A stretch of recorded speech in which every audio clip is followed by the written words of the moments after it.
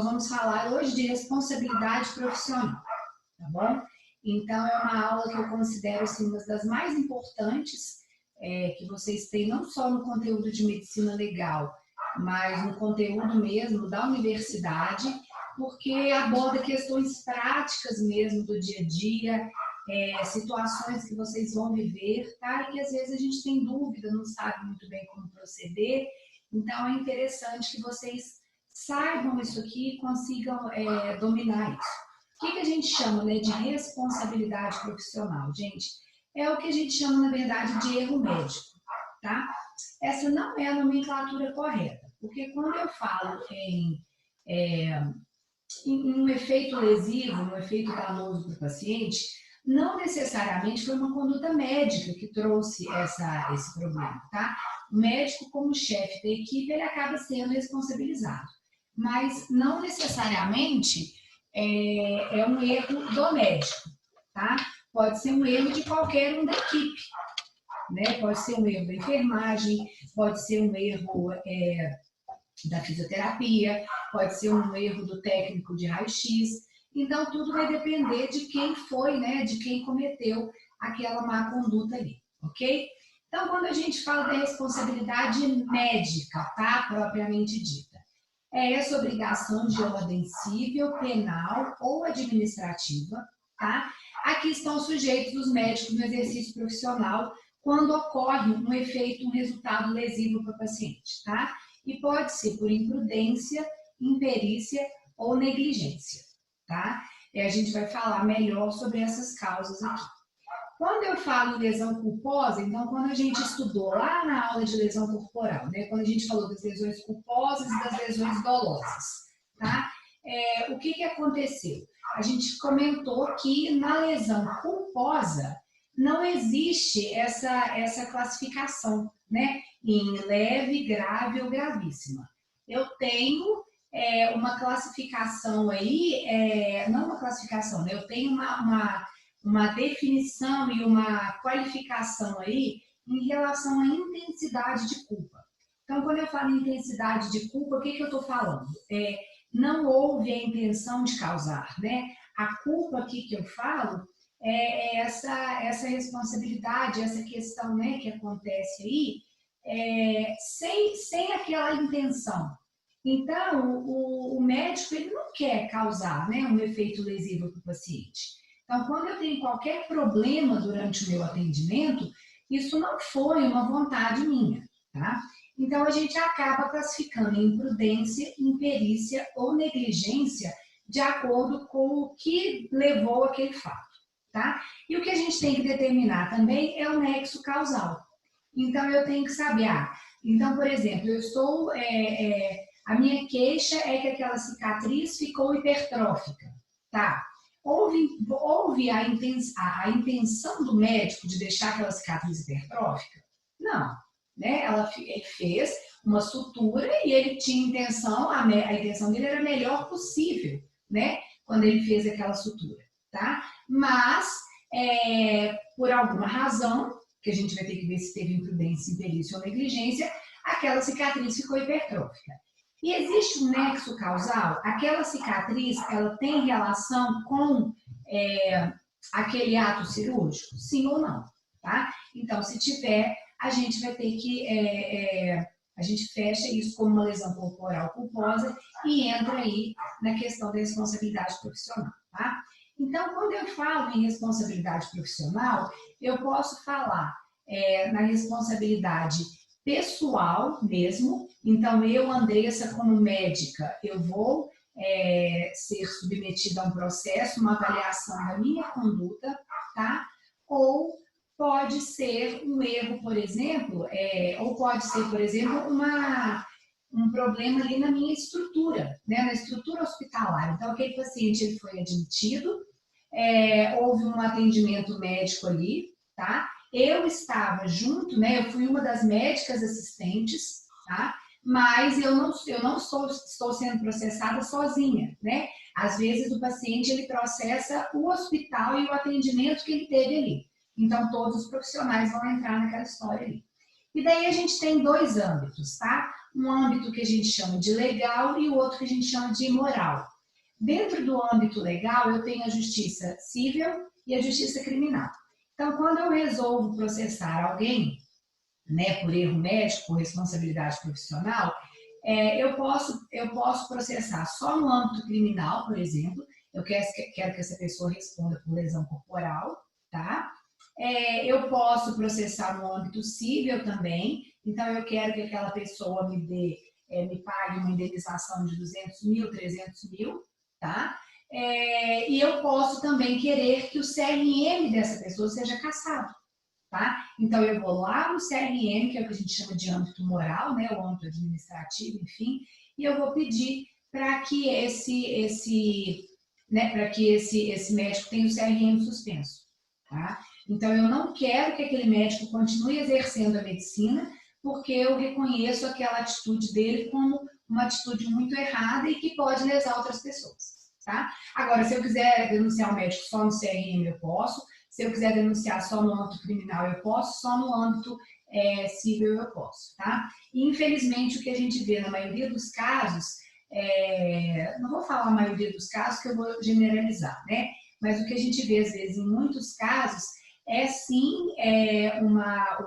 processo no âmbito civil, com o intuito mesmo de ganhar dinheiro, tá? Isso é uma opinião pessoal minha, tá? Eu penso que se, né, acontecer comigo ou com um parente meu, eu ver que aquele médico ele foi negligente, foi imprudente ou foi imperito, né, no atendimento que ele fez a mim ou a algum parente meu, eu não quero 100 mil de indenização, eu não quero 200 mil de indenização. Eu quero primeiramente que ele perca o direito de exercer a medicina, porque se ele não tem uma atitude condizente com o juramento que ele fez, com a formação que ele teve, para mim, ele não pode mais, porque senão ele vai continuar. Não adianta ele me pagar 100 mil, ele vai continuar tendo atitudes lesivas a outras pessoas, né? Eu quero que ele responda por lesão corporal também, tá? Agora, o que as pessoas às vezes justificam é que eles tiveram um gasto, alguma coisa, por causa daquele efeito lesivo, e eles querem uma ajuda de custo mesmo, uma ajuda financeira, para conseguir resolver aquele problema ali. Ok, tá? Mas eu acho que é importante aí a gente ter essa consciência, tá? O que a gente considera como imprudência, tá, gente? Então, a gente fala que é agir sem a cautela necessária, tá? Então, é um ato comissivo. Então, aquela pessoa, ela age ali, tá? Por uma cautela, ela deixa, né, de seguir, né, os procedimentos padrões, por exemplo, e age ali com intempestividade, sem aquela cautela, tá? É uma precipitação. Então, olha só, gente, a receita por telefone, ela é considerada uma imprudência. Então, eu ligar para o meu paciente, passar um remédio para ele por telefone, tá? Ou eu ligar para a enfermagem, pedir para passar, né, prescrever uma medicação, é considerado um ato imprudente, tá? Quando é que eu estou permitida fazer esse tipo de intervenção, para passar uma medicação, por exemplo, por telefone ou por WhatsApp? Se o paciente tiver numa emergência ali, eu vou passar aquela medicação para aliviar ali o sintoma desse paciente brevemente, e eu tenho que sempre pedir ao paciente para procurar o consultório ou o serviço de saúde mais próximo, mais breve possível, ou em caso de alguma piora. Então, principalmente no WhatsApp, o que eu costumo fazer? Eu falo com o paciente, eu mando, sei lá, uma dipirona, tá com dor, um paracetamol, confiro se tem alergia e tal, prescrevo a medicação e falo assim, favor retornar ao consultório o mais breve possível. Ou favor procurar o pronto atendimento imediatamente em caso de piora ou sinais de alerta. E põe alguns sinais de alerta lá, tá? Então, a gente tem que ter essa cautela e esse cuidado, tá?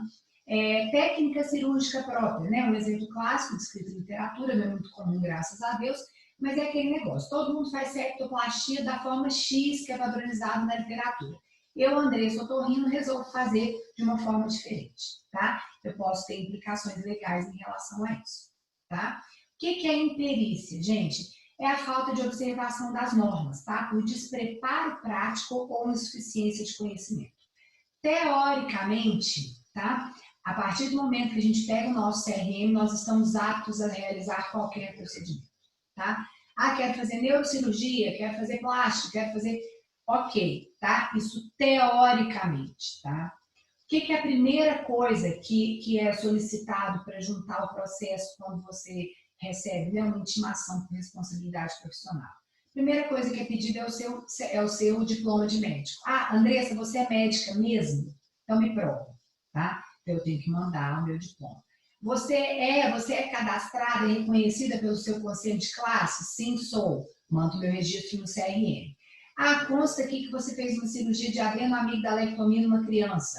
Você é otorrinolaringologista? Sim ou não? Sim, sou. Tá aqui, tá? Né, o meu certificado de conclusão da residência. Você é reconhecida pela Sociedade Brasileira que te representa, que representa a sua especialidade, otorrinolaringologia? Sim, sou também. Está aqui o meu registro, tá? Não tenham dúvidas que vocês terão problemas se vocês não tiverem esses registros, tá? Então, tem que ter o diploma para exercer medicina e é interessante que tenha, sim, a residência e uma residência que seja credenciada e reconhecida pela sua Sociedade Brasileira de Otorrino, de dermato, de hospital, do que quer que seja, tá? Porque senão a chance de vocês terem problemas, né, é muito grande, tá? Então, a imperícia, ela também não é muito comum, porque, teoricamente, né, eu não tenho despreparo prático, eu como otorrino, quando eu faço uma cirurgia de adenoamigdalectomia, também não tenho insuficiência de conhecimento, também não tenho carência de aptidão, tá? Teoricamente, eu sei fazer direitinho e eu observei as normas corretas para fazer aquela cirurgia, tá? Então, também não é muito comum. A maioria dos processos que a gente recebe, tá? Lembrando que para medicina legal só chegam os processos no âmbito criminal, tá? E até bem pouco tempo, esses processos eles eram destinados aos médicos nas suas respectivas regionais. Então, qualquer processo de responsabilidade profissional que acontecesse em Divinópolis ou nas cidades que eram, né, próximas aqui, né, que pertencem à nossa regional, elas vinham para um de nós legistas fazermos. Agora nós temos no IML de Belo Horizonte, né, no Instituto Médico Legal mesmo de BH, existe um setor que tem médicos que são especialistas nessa parte de responsabilidade profissional. São médicos, né, legistas com uma capacitação maior, eles têm uma equipe, né, de apoio que ajuda, se precisar, às vezes subespecialidades. Então, ficou muito mais seguro, muito mais padronizado, tá? E as perícias ganham uma qualidade muito maior, tá? Ficando nesse setor específico do Instituto Médico Legal de Belo Horizonte, tá? Então, a negligência, gente, seria essa falta de observância aos deveres.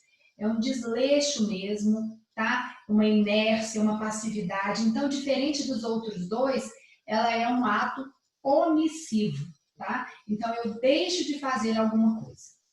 Eu deixo de prestar assistência.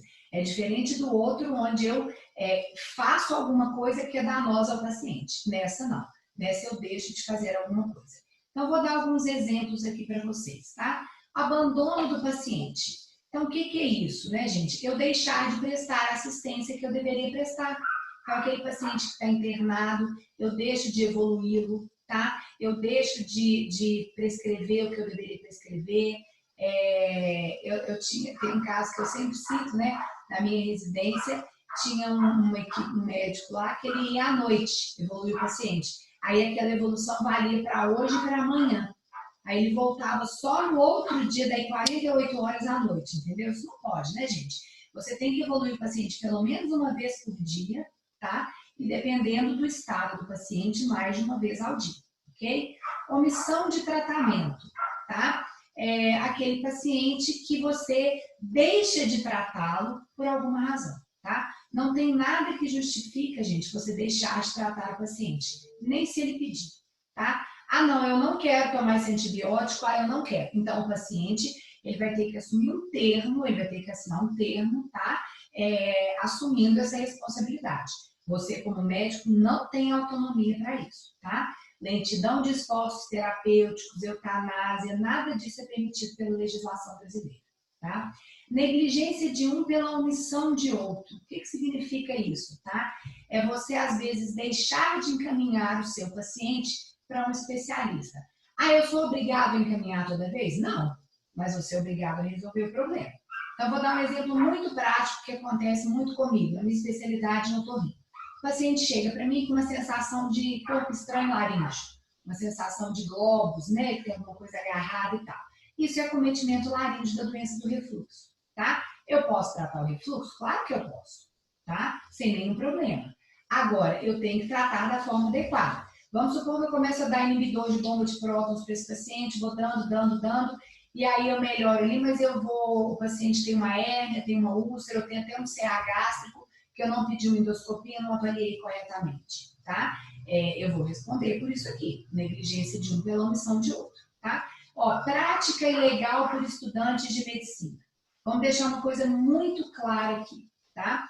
Vocês, como estudantes, tá? Vocês têm o direito, tá? De ser supervisionados e vocês têm como dever não fazer nada sem supervisão, tá? Então, toda abordagem, tudo que vocês fizerem com o paciente...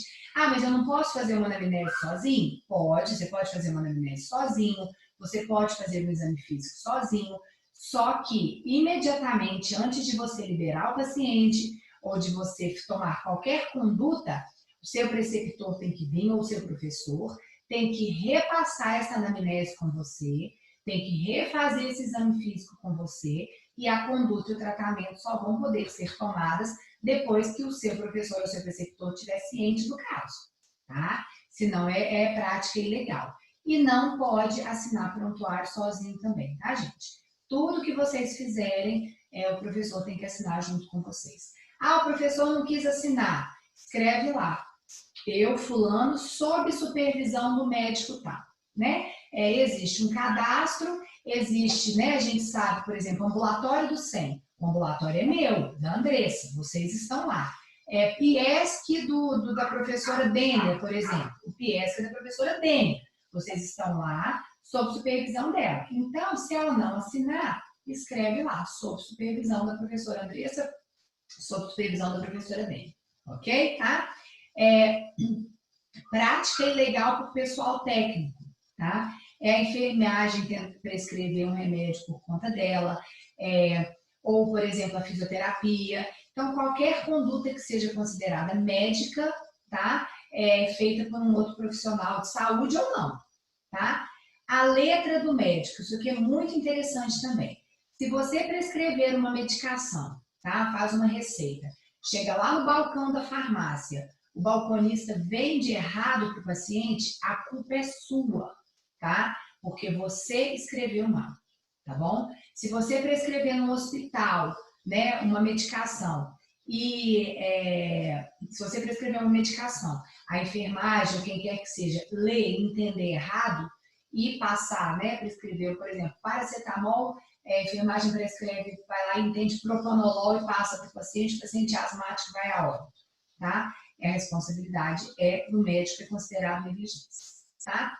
Aí aqui a gente fala mais de, por exemplo, negligência hospitalar. Então, houve algum problema com aquele paciente em âmbito hospitalar. Então, por exemplo, eu prescrevi uma medicação, a medicação estava em falta, ficou sem fazer essa medicação por causa disso, eu comuniquei à diretoria, a enfermagem colocou lá na evolução que não prescreveu a medicação porque não tinha, e o hospital não providencia essa medicação que era imprescindível para o paciente, tá? Ou algum exame, alguma coisa, entra aí. Esquecimento de corpo estranho, gente. Quando a gente escuta aquela notícia assim, deixou uma pinça dentro da barriga, deixou um afastador dentro da barriga, deixou uma compressa dentro da barriga, a primeira reação nossa e de qualquer pessoa é assim, mas que absurdo, não é possível, como que uma pessoa conseguiu esquecer, né? No internato de cirurgia, vocês vão ver como é que funcionam esses processos, tá? Então, a gente tem uma caixa, nessa caixa eu tenho um número de materiais, tá? Que estão nessa caixa. E todas as vezes que eu abro uma compressa, eu tenho que aquele pacote de compressa tem X compressas e é de obrigação da instrumentadora conferir quantas compressas tem ao final e conferir quantas pinças tem, tudo certinho, justamente para evitar isso, tá? Quando você está numa cirurgia de urgência, uma cirurgia que sangra muito, tá? Existe a chance, sim, do esquecimento de corpo estranho. Por isso que os protocolos e você fazer as coisas sempre na mesma sequência, seguir aqueles passos de segurança são importantes para evitar esse tipo de complicação, tá? Que é uma tragédia, tá? Uma tragédia não em relação à saúde do paciente, porque em geral você vai lá, submete o paciente a outra intervenção, tira aquele corpo estranho e tá tudo ok. Tudo ok entre aspas, né? Porque ele vai ter que tomar uma outra anestesia, ser submetido a uma outra cirurgia, mas eu falo assim, não traz maiores danos, tá? Mas não tenho dúvida que isso vai acabar num processo de negligência médica, tá? É um exemplo clássico. Ah, mas foi a instrumentadora que não contou as compressas. Ah, foi a enfermeira que não contou o número de pinças. Me desculpem, a responsabilidade é do médico. Ele, como chefe da equipe, ele tem essa responsabilidade que vai responder ele, tá? Não é a instrumentadora, não é a técnica de enfermagem, não é o seu auxiliar que responde, tá? É você que vai responder. Negligência de centros complementares de diagnóstico, tá? Então, eu tenho um paciente, ele faz uma tomografia e aí vem lá o laudo para mim. Tomografia normal, tá? Dentro da normalidade. O que acontece, gente? Aí você vai lá olhar, né? A tomografia de crânio tem um tumor enorme. Mas como assim? Tá normal, tá? Então, isso pode gerar processo, tá? Negligência também. Negligência em transfusões de sangue, tá? Qualquer problema que eu tenha em relação à transfusão, troca de bolsa, né, tipo sanguíneo, então toma muito cuidado também, tá? Eu falo, gente, que é por isso que existem os protocolos e por isso que a gente tem que fazer as coisas sempre. Então, quando eu vou operar, eu sigo sempre os mesmos passos, a mesma sequência, porque com isso evita que você erre, que você esqueça, tá? Cirurgia do lado errado ou na pessoa errada. Gente, é outra coisa também que é mais fácil acontecer do que vocês imaginam. Teve um caso na minha residência, a gente está no Hospital da Previdência, em Belo Horizonte, né? Que lá, o que acontecia? São muitas cirurgias por dia. É um bloco que tinha muito movimento, até 110, 120 cirurgias por dia, e os pacientes ficavam todos numa sala de espera. O residente da urologia buscou, sei lá, seu Raimundo, nome hipotético, não me lembro do nome. E falou para ele, seu Raimundo, o senhor que é paciente do doutor fulano, vai fazer cirurgia de próstata? Sim, sou eu. Levaram o seu Raimundo para a sala. Quando eles estavam fazendo a tricotomia já para fazer a incisão da cirurgia de próstata, a equipe, né, o residente da ortopedia entrou, não, gente, esse é o nosso paciente, ele vai operar de prótese de joelho. Tá? Eu sempre conto esse caso. E aí, por uma sorte, o paciente não foi operado errado. Então, quer dizer, né, tem que conferir o nome completo do paciente, tá? Confere a guia de internação, porque qual foi o erro aí? Não conferiu o nome completo do paciente, confiar no relato do paciente. Não confie, tá? Eu opero ouvido direito, ouvido esquerdo, né? Aí eu brinco com o paciente, eu falo assim, qual ouvido que a gente vai operar hoje? Aí o paciente fala o direito, aí eu ponho a mão no ouvido e falo assim, esse aqui tem certeza? Aí ele fala, tenho certeza. Eu vou lá no exame, confiro no exame dele, vou na minha agenda, confiro na minha agenda, tá? Que é onde eu anoto o lado e tal. Então, assim, a gente tem que ter esses protocolos, esses cuidados, para a gente não errar, tá? E mesmo assim, a gente está sujeito a erro, ok? Em relação à responsabilidade médica, então, ainda, tá? Eu brinco o seguinte, eu ainda não tenho processo, tá? Hoje, né, maio de 2020, eu ainda não tenho processo de responsabilidade profissional, de responsabilidade médica.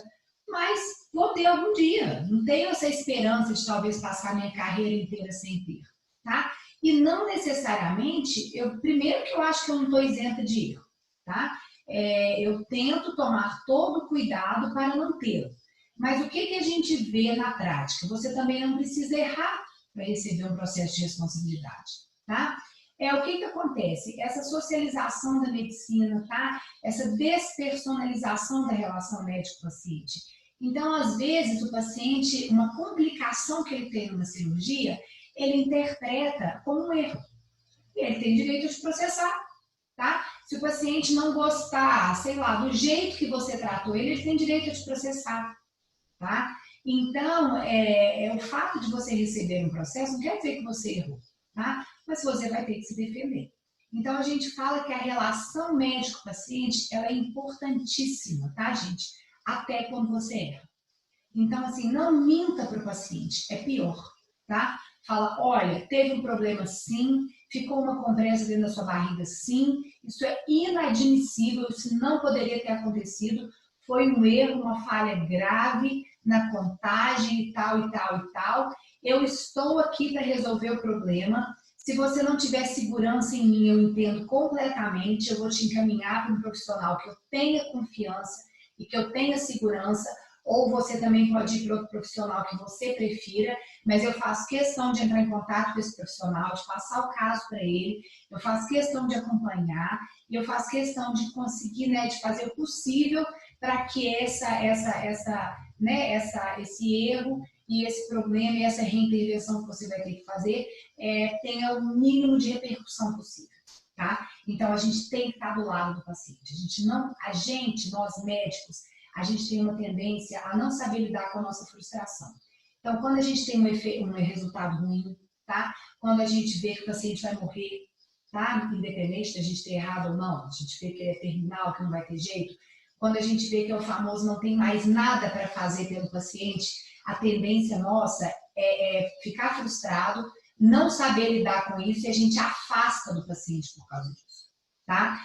Eu falo que a hora que não tem mais nada para ser feito pelo paciente é a hora que você mais pode ajudar ele e a hora que você não pode sair do lado dele, tá? Você tem que ficar ali até o final, você tem que dar conta, você tem que engolir sua frustração, tá? De não ter conseguido, né, o resultado que você queria para aquele paciente e ficar com ele, tá? Idem quando você erra, tá? Porque a frustração é enorme e a gente tem que engolir nosso orgulho, joga aberto com o paciente, não mente, já vi acontecer, não rasura prontuário, pelo amor de Deus, isso juridicamente dá um problemão, tá? Joga limpo com o paciente. E se ele for te processar, paciência, responda ao processo, tá? Paciência sim, né? A gente vai ficar arrasado, mas responda o processo e acabou, tá? Olha só, nos Estados Unidos, 1 a cada 7 médicos já foram processados, tá? No Brasil, lá nos Estados Unidos existe, no Brasil também existem os seguros, né, de responsabilidade profissional. Eu, particularmente, fui muito resistente a fazer, hoje em dia eu tenho, tá? Mas fui muito resistente, que eu achava aquilo assim um absurdo, eu ter que ter um seguro para pagar uma possível indenização para um paciente. Mas, gente, arrogância é minha, prepotência é minha, não é? Pode acontecer. E o dia que acontecer, o meu gasto vai ser muito menor com aquilo, porque eu tenho assistência jurídica, tá? Ó, gente, para vocês terem ideia, o honorário de um advogado hoje, tá? Um advogado bom, para ele te acompanhar no processo de responsabilidade profissional, se eu não estiver desatualizada, 12 a 15 mil reais, tá? Então, não é baixo, tá? É um trabalho sério, é um trabalho que eu não estou colocando preço no serviço das pessoas e nem achando caro nem barato. Estou trazendo para vocês um valor, tá? E que talvez vocês tenham essa assistência jurídica tendo um seguro profissional. Mas também não sei se é certo ou errado ter, não sei, tá? A relação médico-paciente é fundamental, tá? Tenham cuidado, carinho e respeito pelo seu paciente.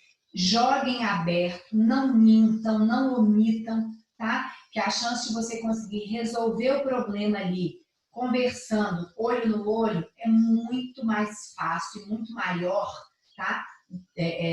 Com a relação médico-paciente boa, do que depois você ter que resolver isso juridicamente. Para o paciente é ruim e para o médico é pior ainda, tá? Então eu falo que processo, gente, não só, né, em relação à responsabilidade profissional, mas em tudo, é desgastante para todas as partes. Tudo que você puder resolver, sem ter que colocar advogado, juiz, promotor, delegado, policial no meio, vai ser melhor para todo mundo, tá? Quando a gente avalia um processo, tá, de responsabilidade, eu comecei a falar para vocês isso e aqui a gente fecha, né? A primeira coisa que eu tenho que tentar identificar, o agente. Então, vou dar um exemplo de um processo que veio para mim.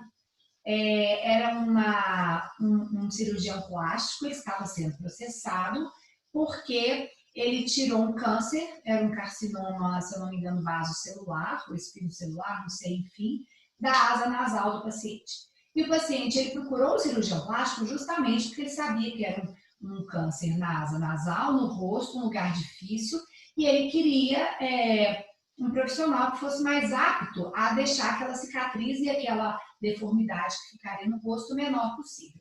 Ele não ficou satisfeito com o resultado, tá? E processou porque ele achou que a cicatriz ficou ruim. Então, vamos lá. Quem que é o agente, tá? É aquele médico, não é isso? Aquele médico cirurgião plástico que fez fez o procedimento. Qual é o ato? A cirurgia para remoção do câncer. Existe culpa? Sim, né? Não houve nenhuma intenção. Ele fez ali um procedimento médico tentando resolver o problema do paciente. Houve dano? Sim, houve dano, uma cicatriz, tá? E existe nexo causal entre a cicatriz e a cirurgia? Sim, existe. Então, nós temos os elementos da responsabilidade, o processo está instaurado. Só que vamos lá. Qual é o objetivo? Esse foi fácil, eu falo que esse foi fácil. Qual é o objetivo de uma cirurgia de câncer? Retirada total do tumor com margens livres, ok? De um câncer de pele, né? O anátomo patológico dizia isso. O resultado estético não é o objetivo de uma cirurgia oncológica, então não dá para entrar nisso, tá? Ah, não, professora, mas ele pagou o cirurgião plástico e viu um resultado melhor, tá? O que adiantaria ele ter feito um resultado estético brilhante e não ter tirado o tumor com margem, por exemplo, tá? Então, é isso que a gente tem que avaliar, tá? Então, sempre a gente avalia e, em geral, aqueles quesitos oficiais que eu mostrei para vocês, eles variam, tá? Então, eles são quesitos, em geral, elaborados, né? Especificamente para aquele caso, tá? E eles podem ser elaborados pelo delegado, pelo promotor, pelo juiz, ou os advogados das partes, eles podem sugerir quesitos, tá? Então, é um processo, um laudo que ele é um pouquinho diferente por causa disso, tá? Tem que deixar muito claro para o seu paciente o que são complicações, tá? Então, a gente fala, né, que a complicação é diferente do erro, tá? E, às vezes, o paciente, ele interpreta essa complicação como um erro médico, que, na verdade, não é, tá? A gente tem que deixar muito claro para o paciente, tá? E explicar para ele, tá, gente, que medicina não é uma ciência exata. Então, nem sempre 2 mais 2 vai ser igual a 4, tá? A gente pode ter um efeito, um resultado diferente aí. Olha o que o Código de Ética Médica fala para a gente, tá? Para exercer a medicina com honra e dignidade, o médico necessita ter boas condições de trabalho e ser remunerado de forma justa. Gente, isso é muito subjetivo, vocês concordam? Ah, para mim, ser remunerada de forma justa é ganhar 30 mil reais. Ah, para mim é ganhar 10, tá? Ah, para mim é ganhar 1.000. E o que são boas condições de trabalho, tá? Eu falo que uma coisa ninguém discute. Eu tenho que ter neste local de trabalho todos os recursos que eu preciso para atender o paciente de acordo com aquela complexidade. Então, se eu tiver uma unidade no PSF, é uma estrutura, se eu tiver numa UBS é outra estrutura, se eu tiver numa UPA é outra estrutura, se eu tiver num hospital é outra estrutura, tá? Agora, o que, gente, que é muito importante? A partir do momento que você aceitou trabalhar ali, tá? Naquelas condições e remunerado naquele valor, tá? Você é obrigado a dar o melhor de si e cumprir com as suas obrigações. Ah, não, eu dou uma fugidinha do plantão para o consultório porque o plantão é tranquilo e o plantão paga mal. Isso é injustificado, tá? Se o plantão paga mal, você larga o plantão. Se o plantão é tranquilo, você vai ler, você vai descansar, você vê uma televisão dentro do lugar onde você está dando plantão. Óbvio, né? Você não pode sair de lá de jeito nenhum, tá? Então, tomar cuidado com isso. Agora, se você está insatisfeito, saia e vá procurar outro trabalho, tá? Olha só, gente, eu posso me recusar, mas aí eu topei, então vamos lá, eu topei essas condições, topei a remuneração. Mas aí o que aconteceu? Alguma coisa mudou e de repente, olha lá, ó, eu posso me recusar a exercer a profissão, instituição pública ou privada, onde as condições de trabalho não sejam dignas, possam prejudicar a minha saúde, a do paciente ou dos demais profissionais. Então, eu estou trabalhando lá no plantão de São João de Deus, tá? O tomógrafo para de funcionar. Eu tenho, o que é essa reticências aí? Eu tenho que comunicar imediatamente, tá? A direção do hospital e ao CRM falar que eu não vou receber nem um paciente de TCE mais, ou suspeito de aneurisma, ou paciente, por exemplo, neurológico, porque eu não tenho tomografia para oferecer para aquele paciente. Agora, se o paciente chega lá na minha porta com TCE em emergência, eu vou ter que pôr ele para dentro, não tem jeito, tá? Nós estamos em vigência de epidemia de Covid, né? não tem EPI no hospital. Isso prejudica a minha saúde e a dos profissionais.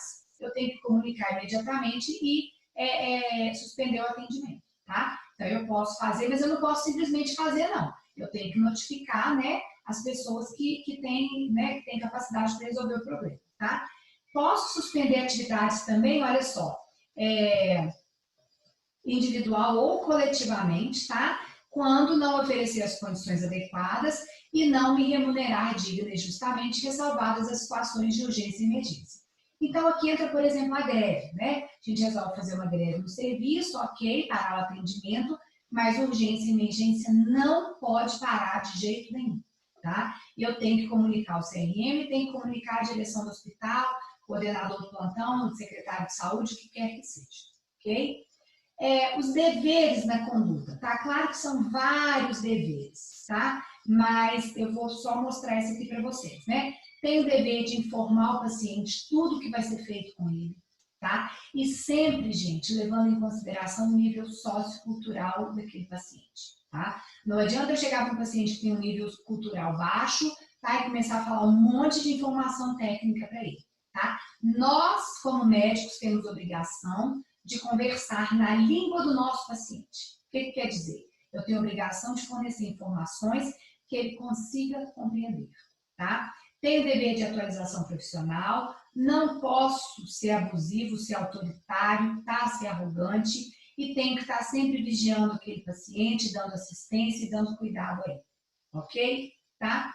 Eu vou dar uma pausazinha, tá? Que a gente está com 53 minutos de aula para a gente dar uma respirada, tá bom? E a gente volta daqui 15 minutos com as infrações penais específicas, tá bom?